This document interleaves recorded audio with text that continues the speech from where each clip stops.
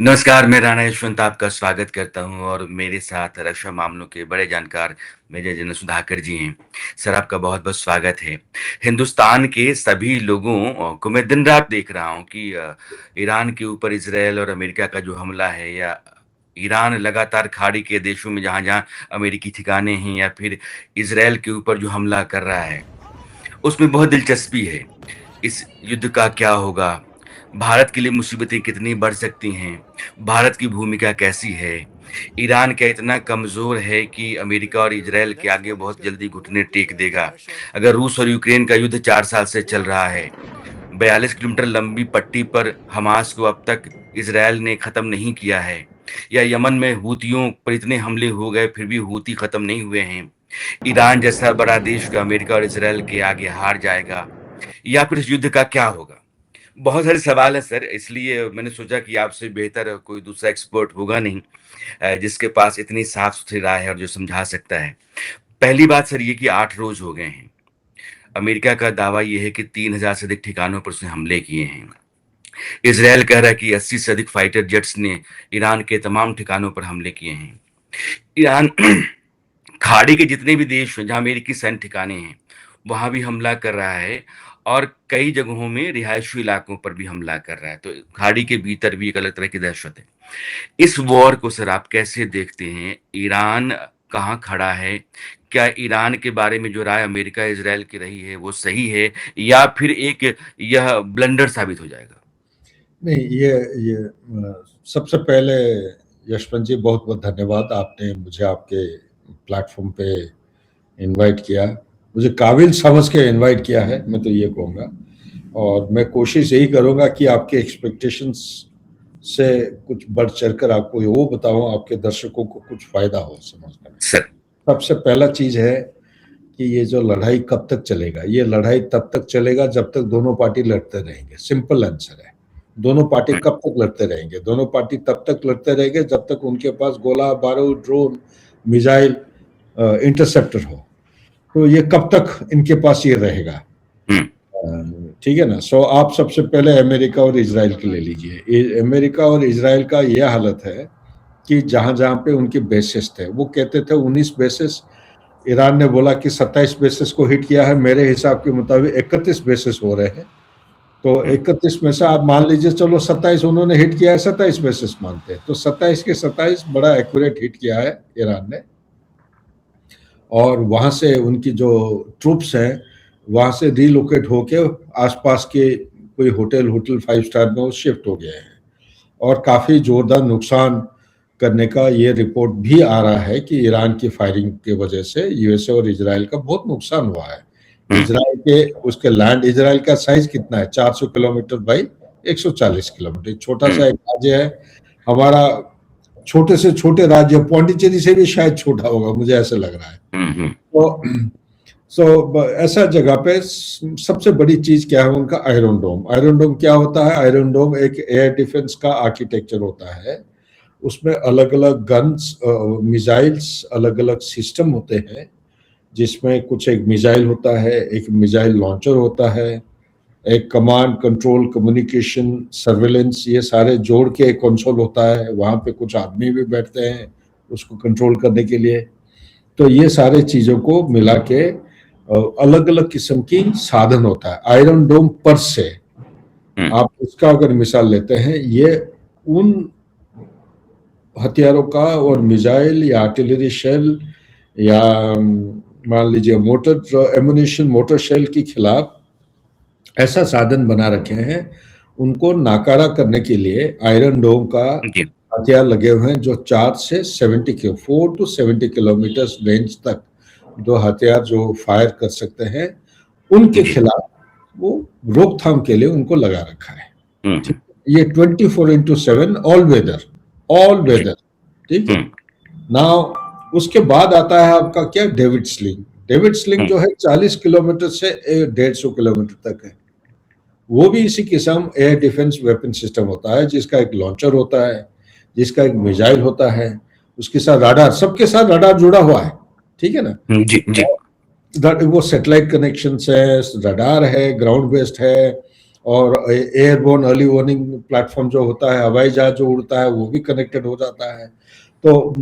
तो ये सारे, इसके बाद आता है डेविड्स लिंक, कितना 40 से 150 किलो। उसके बाद आपका आता है आपका एरो 2 और एरो 3, वो 150 से लेके 300 350 तक खींच जाता है।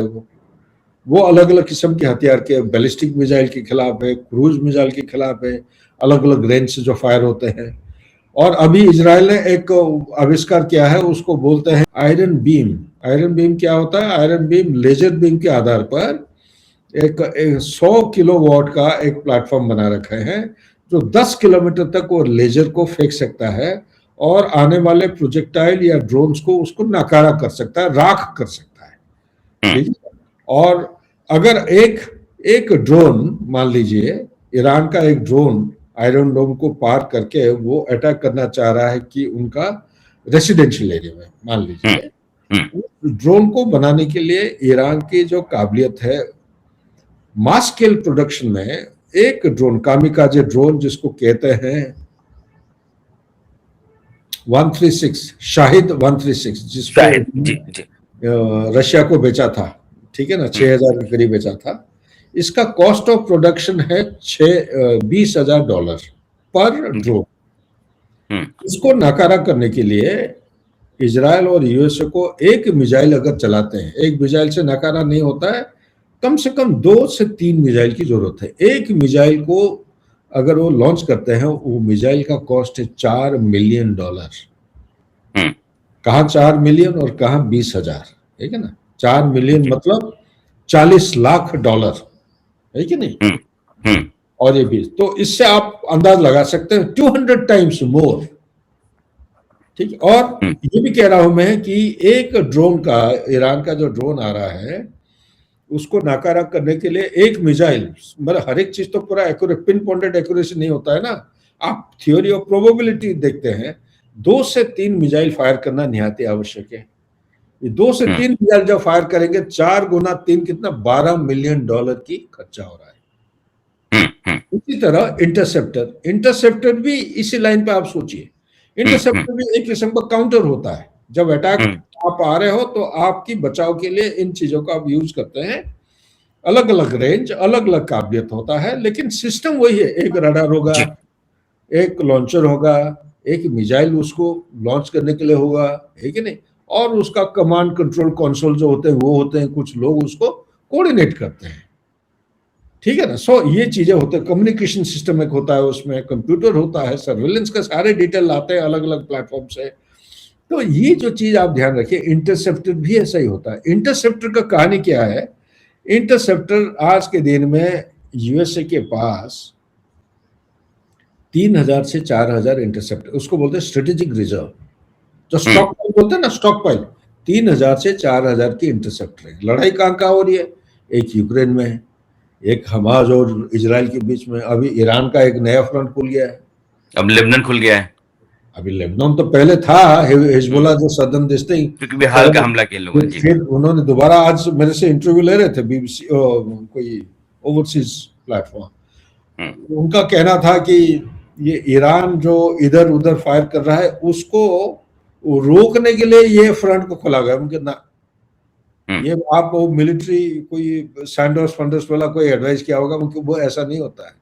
अगर बॉर्डर कंटिन्यूस, ये इंटर से लेबनान से लेके अगर ईरान का आप देखेंगे, कम से कम ये 2200 से 2400 किलोमीटर डिस्टेंस है। कम से कम डिस्टेंस उसका 16 किलोमीटर है, ठीक है नहीं। सो अगर ये बॉर्डर, कॉमन बॉर्डर पे ये उनका एक किस्म की दुश्मन अगर होते हैं, तो उसमें से ये दिखा जाता है उसको फेंट अटैक या होल्डिंग अटैक, ताकि आपके ऊपर जो दबाव है, जो ईरान का जो प्रतिक्रिया हुआ है बड़ा खतरनाक हुआ है, तो उसके ऊपर दबाव डालने के लिए इसके आप जब ये करते हैं, ये इंडिपेंडेंट है, हिजबुल्लाह इंडिपेंडेंटली ऑपरेट करता है। सर मेरा एक सवाल आपसे है, जैसे भी जनरल साहब ने कहा कि ईरान ने खाड़ी के देशों में अमेरिका के 27 सैन्य ठिकानों पर हमले किए और मजबूत किए हैं। इतने मजबूत हमले हैं कि उनके अपने जो आर्मी पर्सनल्स हैं वो बाहर के आसपास के किसी होटल या दूसरी जगहों पर जाकर के उन्होंने अपनी जगह ले ली है। यानी कि जो वहाँ बेस अमेरिका का, उसको बहुत बुरी तरीके से तबाह किया है ईरान ने। आप दूसरी बात ये करें कि इजराइल बहुत छोटा देश है, उसके पास कई लेयर, कई रेंज के एयर डिफेंस सिस्टम है। आपने आयरन डोम या एरो 2, एरो 3, आयरन बीम का जिक्र किया है, और यह सब के सब हिफाजत के लिए हैं। लेकिन आप कह रहे हैं कि ईरान का एक जो ड्रोन है, जो शायद 136 कह रहे हैं, वो $20,000 का आता है। उसको मारने के लिए आप कम से कम 2 या 3 मिसाइलें चलानी पड़ेंगी, और एक मिसाइल $40 लाख का होता है। तो आपका कॉस्ट जो है ईरान से लड़ने में बहुत ज्यादा हो रहा है, और ईरान सटीक जगहों पर हमला करने में कामयाब हो जा रहा है। सिर्फ दो बातें हैं। पहले इनिशियली कहा गया 2-4 दिनों के बाद ईरान को अमेरिका के स्ट्रैटेजिक लोकेशंस के बारे में जानकारी हासिल करने में दिक्कत हो रही थी। फिर जानकारी आई कि रूस यह इंफॉर्मेशन देने में कामयाब है। ईरान को वो स्ट्रैटेजिक लोकेशंस जो हैं अमेरिका की, उनकी जानकारी रूस दे रहा है, वो इंफॉर्मेशन शेयर कर रहा है।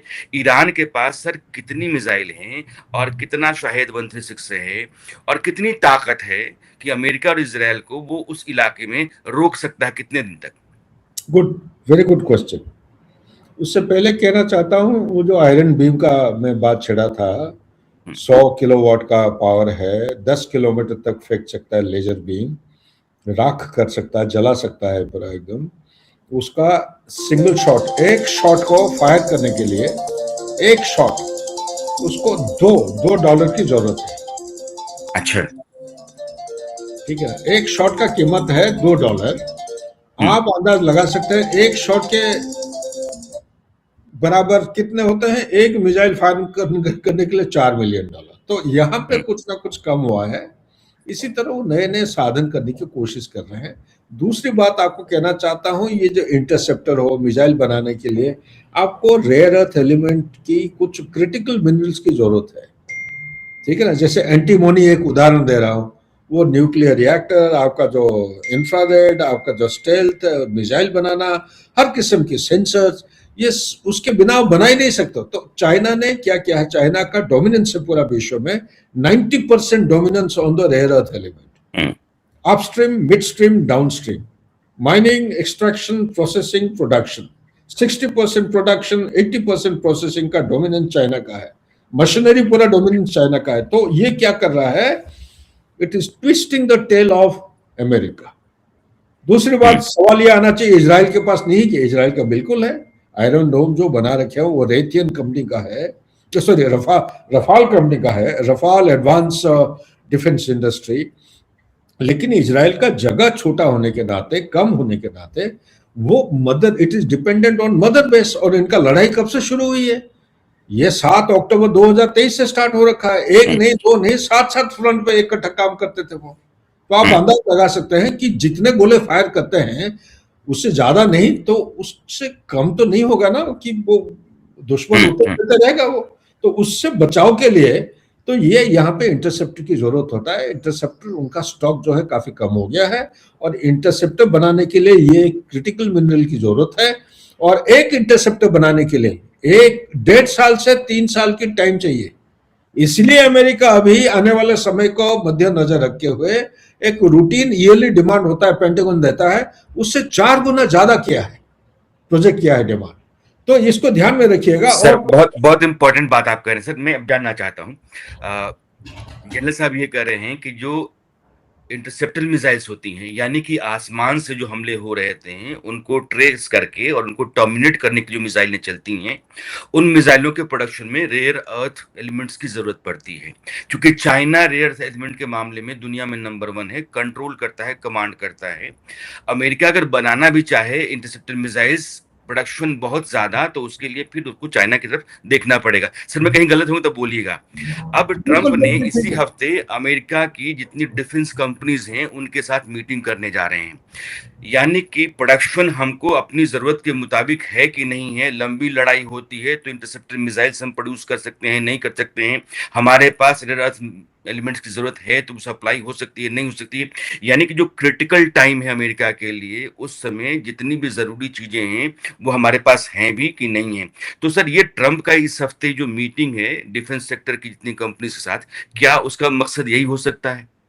एक नहीं, बहुत सारे मकसद हैं। इससे पहले भी उनका बातचीत हुई थी, आपको याद होगा, on the side line of APEC meeting का या कुछ मीटिंग था, ट्रांस पैसिफिक मीटिंग, सम मीटिंग वो देयर, ये कोरिया में दोनों बैठ के बातचीत किए थे। वो बातचीत के दौरान 3-4 चीजों का फैसला हुआ था कि एक साल तक रेयर अर्थ एलिमेंट का वेपनाइज नहीं करेंगे। मेरे को अच्छी तरह याद है, ये कमिटमेंट लिया है चाइना से। लेकिन इसके बावजूद भी अगर आप चाह रहे हो कि चाइना आपका सोयाबीन खरीदे, कॉर्न भी खरीदे, ब्राजील से ना ले, क्योंकि आपका कॉन्स्टिट्यूंसी डिमांड कर रहा है कि ये पूरा जो फसल है पूरा एकदम बर्बाद होते जा रहा है, ठीक है नहीं। अगर ये चाह रहे हो तो चाइना भी इसी तरह कुछ चाहेगा आपसे।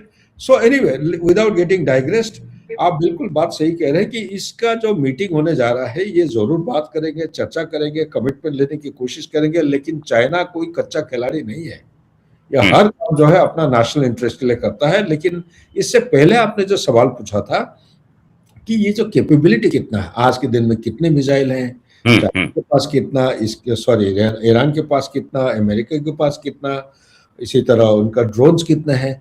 देखिए, अमेरिका और इजराइल का ये आप मान के चलिए, ये तो सुपर पावर है, इनके बराबर कोई देश हो ही नहीं सकता है, चाहे आप इकोनॉमिक स्ट्रेंथ या मिलिट्री स्ट्रेंथ। तो इनका तुलना करना कोई जरूरत नहीं है, कम पड़ जाता है वो कहीं ना कहीं उनका स्ट्रेटेजिक रिजर्व से निकाल के वो देंगे। हाँ, 7 दिन या 14 दिन लगेगा अमेरिकन जो होमलैंड से या कोस्ट लाइन से सेल करके और हाइफा कोस्ट तक पहुंचने में। हो सकता है 7 दिन लगे, या तेजी से चलेंगे हो सकता है 3-4 दिन में पहुंच जाए। लेकिन वो भी डिस्टेंस कोई कम नहीं है, 8-9 हजार किलोमीटर दूर है। अटलांटिक का जो विड्थ है 8-9 हजार किलोमीटर है, तो उसको पार करके जाएंगे, लाने में टाइम तो लगता है। सब सप्लाई चेन की एक दिक्कत है। दूसरी दिक्कत यह है कि आप मान के चलिए कि आज के दिन में एक रेयर अर्थ एलिमेंट बता दिया। तीसरा है उनका जो स्ट्रेटेजिक रिजर्व है ये डिप्लीट होते जा रहा है। ये दिसंबर 2025 तक उनका डिप्लीटेड स्टैंडर्ड स्ट्रेटेजिक रिजर्व 3 अलग अलग पहलू में होते हैं। एक होता है जिसको कोई टच नहीं करता, वो रिप्लेस चलता है। एक होता है उसको सेकेंड लाइन बोलते हैं। एक होता है फर्स्ट लाइन, फ्रंट में जो इस्तेमाल होते रहता है। और फ्रंट में जो होता है ऑन पाउच, मतलब डेली बेसिस में जो चलता है उसको यूज करते हैं। उसको रिप्लेनिश करने के लिए कुछ रिजर्व रखा रहता है, यूनिट रिजर्व, अलग अलग लाइन पे होते हैं। तो एक चीज खत्म हो गया तो उसका रिप्लेनिश आएगा। रिप्लेनिशमेंट कहां से आएगा? यही आपका स्ट्रेटेजिक रिजर्व, यही की तो मदर डिपो है, वहीं से आएगा। वो कहां से लाएंगे? वो जहां से वो मैन्युफैक्चरिंग के लिए जहां डिमांड दे रहे वहां से आएंगे। लेकिन उनका मैन्युफैक्चरिंग ऑर्डर देने के बाद 1.5 से 3 साल की समय चाहिए, जेस्टेशन पीरियड। अगर रेयर अर्थ एलिमेंट की कमी है, अगर चाइना देना मना कर रहा है तो आप कैसे उसका, इसको बोलते हैं सर्ज कैपेसिटी। ये लड़ाई के माहौल में क्या उनका डिफेंस इंडस्ट्री जाना माना है, बहुत मजबूत है, सब जानते हैं, सुपर पावर है, क्या इसका सर्ज कैपेसिटी है? तो उत्तर में मैं सिर्फ इतना कह रहा हूं, सर्च कैपेसिटी नहीं है। बहुत सारे इसमें पाबंदी है, और गहराई में जाएंगे तो आपको एक एक करके, वो बोलते हैं ना, स्केलेटन फ्रॉम द कबर्ड निकल आएगा। सिर्फ मैं एप्स्टीन फाइल का हिंट नहीं दे रहा हूं। ये 200 जब से उनका इंडिपेंडेंस हुआ है, 1776 या कब से, हाँ 76 से लेके अभी तक बड़ा कचरा वो जमा करते जा रहे हैं। इकोनॉमी डामाडोल में चल रहा है, डेट चल रहा है 168 से 170% का debt to GDP ratio, 38 trillion है उनका जो डेट चल रहा है। उसका मीनिंग सिर्फ इंटरेस्ट सर्व करने के लिए 1 ट्रिलियन की जरूरत है, देश को चलाने के लिए 6 ट्रिलियन यूएस डॉलर की जरूरत है। रेवेन्यू जनरेट हो रहा है 4 ट्रिलियन, 2 ट्रिलियन इधर कम, 1 ट्रिलियन उधर चाहिए आपको। कहां से लाओगे? उनका फेडरल रिजर्व का जो चेयरमैन और जो गवर्नर है, टाइम एंड अगेन पिछले कोई सालों से ये बयान देते जा रहे हैं कि अमेरिका को एक सुपर पावर बरकरार रहना है, सस्टेन करने के लिए आपको you require steady inflow of wealth. तो स्टेडी इनफ्लो ऑफ वेल्थ जैसे संस्था सीआईए दिखाने के लिए बोल देते हैं ये मैंडेट है, उसको उठाओ, मदरों को किडनैप करके ले आओ, उसका प्लान करो, अभी ईरान में खबर दो भाई, उसको ठोकना है, ठीक है। लेकिन इसके पीछे और कोई कहानी है। ये बड़ी पिक्चर जो है, जब टाइम होगा मैं बताऊंगा आपको। बड़ी सर, मैं लास्ट क्वेश्चन, क्योंकि आपके साथ बातचीत बहुत इंटरेस्टिंग है। तेल बस खत्म हो गया, एक लाइन में खत्म करता हूं। तेल का मार्केट, ड्रग का मार्केट, आपका डिफेंस इंडस्ट्री का मार्केट, फार्मास्यूटिकल का मार्केट, आरआरई का मार्केट के पीछे सीआईए को टास्क मिला है। जो आप मिसाइल पूछ रहे हैं, एक दिन में ईरान जो है, एक दिन में ये कामिकाजे ड्रोन 400 बनाता है, एक महीने में 12,000 बनाता है। आप अंदर, और आज के दिन में इनके पास 86,000 का है शाहिद 136 का स्टॉक पाइल। मिसाइल जो है ओपन सोर्स में आपको 2,500 3,000 दिखाएंगे विकिपीडिया गूगल में। एक्चुअली उनका काबिलियत 1984-85 से स्टार्ट हुआ। बीच में इराक ईरान वॉर की वजह से ये इंडस्ट्री पिकअप नहीं कर पाया। तब उनका टारगेट था एक महीने में 30 मिसाइल बनाने का, एक साल में 3,600 बनाने का। वो टारगेट अचीव नहीं कर पाए, लेकिन 1990 शुरू शुरू से लेके वो मोमेंटम पिकअप हुआ है। अभी लड़ाई के टाइम में इसका और बेहतरीन और अच्छा काबिलियत के साथ रिजल्ट उनका हो रहा है। इसलिए मिसाइल अलग अलग किस्म के हैं उसके पास। क्रूज मिसाइल है, बैलिस्टिक मिसाइल है। क्रूज मिसाइल अलग अलग होते हैं, सॉलिड फ्यूल, लिक्विड, ठीक है नहीं। और हाथफ 2 एक मिसाइल है जो हाइपोसोनिक मिसाइल कहते हैं, और वो जो स्पीड है उसका 18,000 किलोमीटर से ज्यादा स्पीड पे जाता है। इसका मतलब अमेरिका और इजराइल के पास इस किस्म की हथियार होना चाहिए, रडार होना चाहिए जो कि उससे ताजा और जा सके और उसको रोक सके। नहीं है, कोई रडार दुनिया में नहीं है हाथफ 2 को जो। सर मैं क्लोज करने के लिए आपके कहे हुए को पूरा एक बार रखना चाहता हूँ। जनरल सुधाकर जी ये कह रहे हैं कि ईरान के पास सस्ते ड्रोन, जिसको शायद 136 कहते हैं, बेइंतहा बहुत हैं। उसके पास मिसाइलें भी हैं और उसके पास हाइपरसोनिक मिसाइल्स भी हैं। हाइपरसोनिक का मतलब होता है कि आप 3 मैक से ज्यादा स्पीड की जो मिसाइल, 5 मैक से ज्यादा स्पीड की, यानी कि 1235 किलोमीटर प्रति घंटे की रफ्तार जो आवाज की होती है, उसके 5 गुना उससे ज्यादा रफ्तार की। तो वो मिसाइलें भी उसके पास हैं। और दूसरी तरफ हम ये कह रहे हैं कि इंटरसेप्टर मिसाइल जो अमेरिका और इजराइल को चाहिए, दोनों बहुत विकसित देश हैं, मजबूत देश हैं, दोनों के बारे में आप कुछ भी कह दें वो अलग है, वो हैं, ताकतवर हैं, लेकिन उनके यहाँ कॉम्पल्शन ये है कि जब आप इंटरसेप्टर मिसाइल के जाते हैं, आप कहते हैं कि $40 लाख लगता है एक मिसाइल बनाने में। अमेरिका साल भर में 700 इंटरसेप्टर मिसाइल बनाता है। जैसे पैट्रियट मिसाइल एक मिसाइल है, वो भी इंटरसेप्टर मिसाइल है। तो बहुत महंगा है, और इतना ही नहीं बल्कि आपको उसके लिए रेयर अर्थ मटेरियल की जरूरत पड़ती है, जिसकी चाबी चीन के पास है। तो आपके अपने डिफेंस के लिए जो सिस्टम आपने बना रखा है उसमें चीन की जरूरत पड़ेगी आपको, और आप अटैक करेंगे तो ईरान उसके लिए आपके बराबर अटैक करने की क्षमता रख रहा है। कहीं ना कहीं उसको रूस से जानकारी मिल रही, इंफॉर्मेशन शेयर कर रहा है। अब सर मेरा आखिरी सवाल आपसे है, आपने आपने बता दिया कि ये युद्ध कहीं तक जा सकता है और बहुत लंबा भी खिंच सकता है। अब बात हूं कि मुस्तफा की अगुवाई में ईरान में एक नई सत्ता आ गई कि खामनेई गए, उनके बेटे की अगुवाई में आ गई है। उनके पास इस्लामिक रिवोल्यूशनरी गार्ड कॉर्प्स भी है, उनके पास अपनी आर्मी भी है। आप कह रहे हैं कि वो आर्म्स एम्युनिशंस के मामले में बहुत मजबूत भी हैं। हार्मुज के स्ट्रेट में सर पूरा पेट्रोल डीजल रुका पड़ा है, जहाज वहां से आ जा रहे हैं। दुनिया के सामने संकट बढ़ रहा है, भारत में, पाकिस्तान में, सब जगह रसोई गैस के दाम बढ़ गए, पेट्रोल के दाम बढ़ रहे हैं। अगर सर जंग बहुत लंबे समय तक गई जैसा आप कह रहे हैं, दुनिया के सामने क्या क्राइसिस है और इंडिया के सामने क्या चैलेंज होगा? सबसे पहले strait of Hormuz. Strait of Hormuz Iran अभी तक ब्लॉक नहीं किया है, क्लोज नहीं किया है। स्ट्रेट ऑफ हर्मुज में जो जहाजें हैं, आना जाना बंद इसलिए हो रखा है, उसको बोलते हैं कि प्रोटेक्शन एंड इंडेमनिटी का एक क्लब है। प्रोटेक्शन एंड इंडेमनिटी, इसको एक्चुअरी के नाम से बोला जाता है। प्रोटेक्शन एंड इंडेमनिटी क्लब कहाँ पे अवस्थित या उपस्थित है? ये मौजूद है लंदन में। लंदन का एक्चुअरी है। ये क्लब है जिसमें 12 अलग अलग ग्रुप्स, कॉन्ग्लोमरेट है। ये पूरा विश्व में जो वॉर जोन रिस्क इंश्योरेंस होता है, वॉर जोन रिस्क इंश्योरेंस को देता है। वो अचानक क्या हुआ, 3 दिन या 4 दिन पहले, आज क्या तारीख है, 6-7, आज 8वें दिन हो गया ना, ये चौथे दिन, तीसरा चौथे दिन में उन्होंने अचानक क्या किया, ये इंश्योरेंस को विड्रॉ कर लिया। तो उसको जब विड्रॉ करते हैं तो जो जो जहाजों में कोई जा रहे थे सामान लाने के लिए, कोई आ रहे थे, ये जो जहां पे था उधर ही एंकर डाल के बस बैठ गए। एक वेसल का जितना कीमत होता है, ये इंश्योरेंस फी 0.25% होता था, उसके बाद 0.5% उसको बढ़ा दिए हैं। करीब करीब $400,000 की रिक्वायरमेंट होता है इंश्योरेंस का। ये शायद अभी बढ़ गया है, काफी रेट हो गया है। और ये भी मैं बता देना चाहता हूं, स्ट्रेट ऑफ हर्मुज से 20% यानी कि 20 मिलियन बैरल डेली जाते हैं, वहां से बाहर जाते हैं। विश्व का 20% जो ऑयल है यहां से बाहर निकलता है।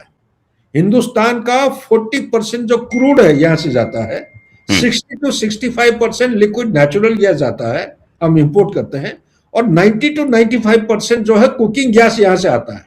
आप अंदाज लगा सकते हैं मतलब कैसा हमारे जो रिक्वायरमेंट है, ठीक है कि नहीं। और ब्रेंट क्रूड ऑयल का कॉस्ट क्या था, 62.03 यूएस डॉलर। कब ये लड़ाई शुरू हुआ, 28 तारीख को, 27 तारीख का ये रेट चेक कर लीजिएगा, हो सकता है मेरा ऊपर नीचे कुछ हो। और 62.03 यूएस डॉलर का ब्रेंट क्रूड का कॉस्ट था। ये 27 फरवरी का लीजिए आप, 28 या सुबह 8:15 से पहले, लड़ाई शुरू होने, अटैक शुरू होने से पहले, चंद घंटों के अंदर ये बढ़ के $80 पर बैरल हो गया। आज के दिन में $90 से ऊपर है। जो एक्सपर्ट्स हैं वो कह रहे हैं कि अगर इसी किस्म की लड़ाई आगे 7 दिन 10 दिन खींच जाएगा, अगले 7 दिन के अंदर ये 100 को पार करके 150 पहुंच जाएगा। अगर नेक्स्ट मतलब तीसरी हफ्ता में ये $150 पर बैरल से ऊपर जाके पहुंच जाएगा, 200 को क्रॉस कर जाएगा। ये तो एक पहलू आपको बता दिया मैंने। दूसरा पहलू ये भी समझना हमारे व्यूअर्स को इंपॉर्टेंट है, पूरा विश्व में मिडिल ईस्ट में 50% से ज्यादा, पूरा विश्व का मैं बता रहा हूं, ऑयल रिजर्व यहाँ पे है, ठीक है नहीं। और यहां से डेली जो प्रोडक्शन होता है, पूरा विश्व का स्टैटिस्टिक्स बता रहा हूं, 25 to 30% डेली प्रोड्यूस यहीं से होता है। उसी में से ही वो कह रहा हूं कि 20% बाहर जा रहा है, ठीक है ना। तो इसका मतलब ये है कि आपको समझना पड़ेगा कि अगर आप हिंदुस्तान, जैसे हिंदुस्तान का परसेंटेज बता, इसी तरह चाइना का टोटल इंपोर्ट होता है 83.6% पर ईयर, बाहर से लाते हैं, बाकी वो अपना देश के अंदर करते हैं। 83.6 में से ईरान से जो जाता है वो है 14%। कोई कोई जगह आपका 13% मिलेगा, एक्चुअली 14% है। 14% ईरान पूरा विश्व में तीसरे नंबर पर आता है ऑयल रिजर्व का। टोटल वेनेजुएला है 18 से 20%, उसके बाद सऊदी अरेबिया 16 या 18%, 13 या 14%, और उसके बाद आता है यह आपका ईरान का 11 से 12%। उसमें से 14% डेली बेसिस पे जाता है कहां, चाइना के पास। ओवरऑल अगर देखेंगे चाइना का 83.6 में से करीब करीब 50 से 60% यहीं से मिडिल ईस्ट से वो इंपोर्ट करते हैं। तो आप अंदाज लगा सकते हैं कि किस किस्म का वो डरा हुआ है अभी। उसका रिजर्व आप देखिए, स्ट्रेटेजिक रिजर्व, अमेरिका का स्ट्रेटेजिक रिजर्व है 419 मिलियन बैरल, चाइना का स्ट्रेटेजिक रिजर्व है 1.3 बिलियन बैरल्स। दोनों का उनका एक्सपेंसेस या एक्सपेंडिचर स्टैटिस्टिक के साथ तुलना करते हैं, ये 4 महीना तक लास्ट होगा। 4 महीने के बाद क्या करेंगे, जिस तरह मैंने आपको वो इंटरसेप्टर के बाद बता, अलग अलग एचेलॉन होते हैं, इसी तरह इनका भी रिजर्व अलग अलग एचेलॉन होते हैं। एक खत्म हुआ तो दूसरा मदर डिपो जब खाली हो जाएगा कहां से लेंगे तो सो ये चीज जो आप पूछ रहे हैं कि पूरा विश्व का जो क्या इंपैक्ट होगा, कैसे करेंगे, तो इसमें फूड, फ्यूल और आपका फर्टिलाइजर नहीं, बल्कि कंप्लीट ग्लोबल साउथ और ग्लोबल नॉर्थ लीडिंग इकोनॉमी सबके ऊपर असर पड़ेगा। ये रिसेशन की तरह हेड करेंगे। इसका पूरा मैं निचोड़ जो बता रहा हूं आपको ये है।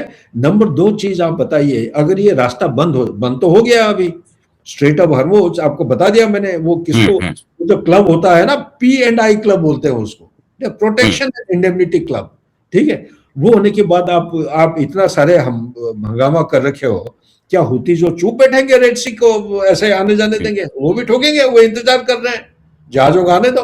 तो अल्टीमेटली आप केप ऑफ गुड होप जो है साउथ ऑफ दैट, आप वहां से घुमा के ले जाएंगे। आमतौर पे आप देखेंगे 40 to 45 डेज का ये ड्यूरेशन लगता है, जबकि आपको 15 दिन में, जब आप स्यूज कैनाल के थ्रू यूरोप तक मार्केट पहुंचाने की कोशिश करते थे सामान, 15 से 20 दिन इंस्टेड ऑफ 15 to 20 आपको 40 to 45 डेज ये लगेगा रास्ता। तो 40 to 45 डेज अगर लगता है टोटल, आप 20 से 25 दिन ज्यादा समय लगेगा। तो उसका आपका पेरिशेबल कमोडिटी, आपका पेट्रोल या डीजल के खर्चा, और आपका जो पे एंड अलाउंसेस की जो खर्चे हैं, ये जो चीजें हैं, ये आपका पूरा विश्व में एक ऐसा रिपल इफेक्ट करेगा। ना केवल हमारे देश हैं इस तरफ, बल्कि America also would come into the cusp of this particular thing.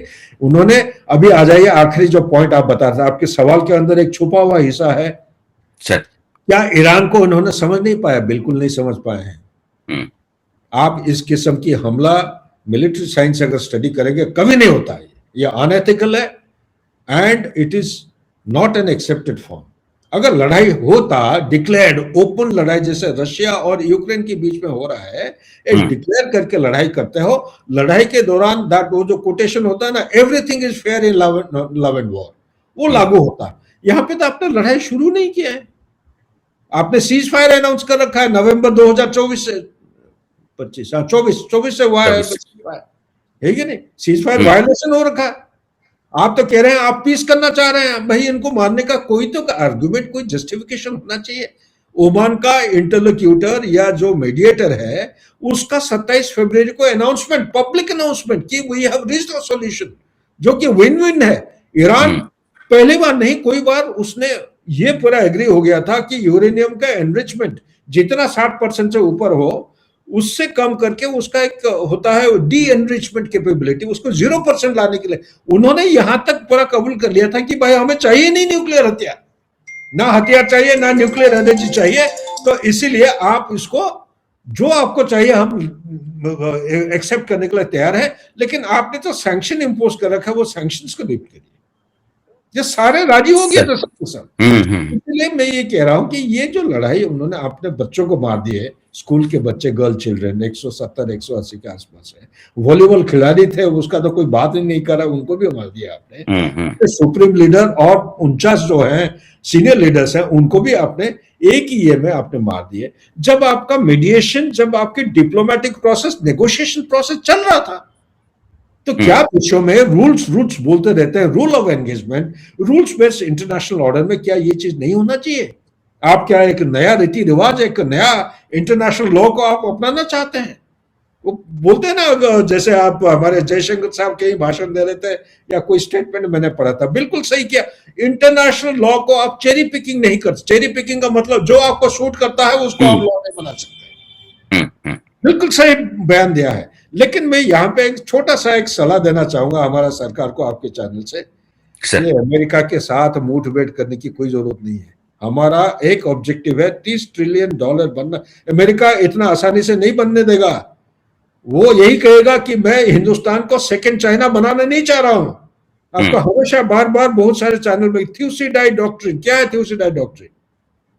थ्यूसिडाइड एक हिस्टोरियन होते थे ग्रीक के, उनका डॉक्टर ये कहता है कि कोई भी एस्टैब्लिश्ड पावर कोई नए राइजिंग पावर को अपने घुटने तक आने के लिए नहीं करने देता, ठीक है ना। और ये भी कहता है कोई भी एस्टैब्लिश्ड पावर हो वो अपना सुप्रीमेसी और अथॉरिटी को हराना नहीं चाहेगा। तो वो नहीं चाहे कि वो एक गलती हो गया चाइना के साथ, दूसरा गलती हिंदुस्तान के थोड़ी ना करे, लेकिन हिंदुस्तान इज अनस्टॉपेबल। मेरा पॉडकास्ट डालस यूएसए से अभी हो गया, एक पार्ट निकल गया, 3 पार्ट और निकल रहे हैं। हिंदुस्तान को कोई रोक नहीं सकता है, चाहे कितने भी साधन कर ले। हमने 1998 को न्यूक्लियर टेस्ट किया था ना अंडरग्राउंड, यूएसए के जो कितने सैटेलाइट थे हिंदुस्तान के ऊपर, फिर भी उसको उसका रास्ता निकाल के स्टडी करके हमने उसको सबक सिखा दिया उस समय। इसी तरह हिंदुस्तान को चाहे यूएसए कुछ भी करे, कोई भी देश कुछ भी करे, उसको रोक ही नहीं सकता है, बाल बंका नहीं कर सकता है। बंका करने की कोशिश करेगा बेचारा, वो खुद का ही नुकसान होगा, लेकिन हिंदुस्तान के खिलाफ कोई एक्शन नहीं कर सकता है। ये देश एक ऐतिहासिक एक सिविलाइजेशन है, उसका जो ताकत है वो दिखता नहीं है। तो ताकत दिखेंगे जब आप इस तरफ प्रेशर, आपने क्या 200 नॉटिकल माइल की दूरी पर श्रीलंका के पीछे आपने एक ईरान का जहाज को ऐसे ही मारते हैं क्या, बिना कोई वार्निंग, बिना कुछ? नहीं होता है, ये गलत है, ये नहीं होता है। जनरल सुधाकर जी के साथ बातचीत करने के बाद बहुत क्लैरिटी आपको भी मिली होगी। आपने 4-5 बातें कही हैं। ईरान पर हमला करने का फैसला अमेरिका इजराइल का ब्लंडर है, उन्होंने गलत तरीके का फैसला किया है। दूसरा, ईरान इस युद्ध को लंबे समय तक खींचने में सक्षम है। तीसरा, ईरान के भीतर जो ताकत है उस ताकत का इस्तेमाल वो रूस की सूचना वाली जो सहायता है उसके आधार पर लगातार कर रहा है। चौथा, दुनिया के सामने फ्यूल, फर्टिलाइजर और फूड इन तीनों का बड़ा क्राइसिस खड़ा होने जा रहा है। यह कोई यूक्रेन और रूस का युद्ध नहीं है, यह युद्ध बिल्कुल अलहदा है। चौथा, अमेरिका के आगे हिंदुस्तान की सरकार को बार बार समझौता करने की कोई जरूरत है ही नहीं। अमेरिका जिस तरीके और तेवर का देश है, उसके साथ हिंदुस्तान की बन नहीं सकती है। हमको अपने अलग रास्ते पर चलना पड़ेगा, और हिंदुस्तान को इस रास्ते पर चलते हुए कोई नहीं रोक सकता है, जिस रास्ते पर जनरल सुधाकर जी या इस तरह के बड़े एक्सपर्ट्स लगातार सलाह सरकार को देते रहते हैं। सर, बहुत शुक्रिया आपका, बहुत क्लैरिटी से आपने बात की, और मुझे लगता है कि एक बड़ी तस्वीर आपने रखी है। Thank you sir, thanks a lot sir.